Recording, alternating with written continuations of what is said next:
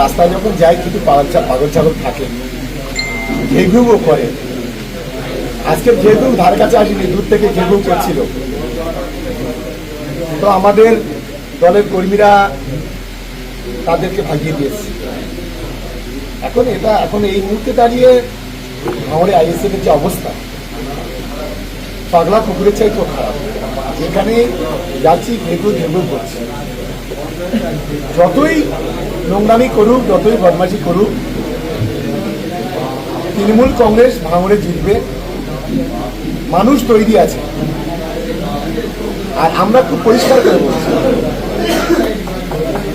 ঢিল যদি তোমরা ছোড়ো, পাথর কিন্তু খাবে। এটা খুব পরিষ্কার করে বলে দিচ্ছি। আমরা যেমন নোংরামি করতে চাই না, কেউ নোংরামি করুক, এটাও আমরা চাই না। এই ধরনের কোনো ঘটনাই নেই, কোনো বিক্ষোভ না, কিছু না।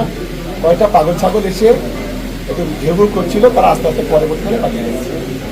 আইএসএফ এর অভিযোগ যে পঞ্চায়েত অফিসে তৃণমূলের দলীয় মিটিং করছেন আপনি। তৃণমূল কংগ্রেস কোথায় মিটিং করবে, একে ওদের পয়সা দেবে না। এটা আমাদের মনে রাখা উচিত। মিটিংটা হচ্ছিল 5টার পরে।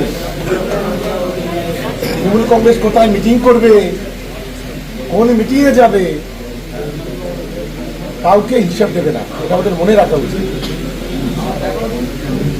কনফারেন্স হলে অনেকেই মিটিং করে, আমরা তো কোনো অফিস টাইম ওখানে মিটিং করিনি। এটা আমাদের মনে রাখা উচিত।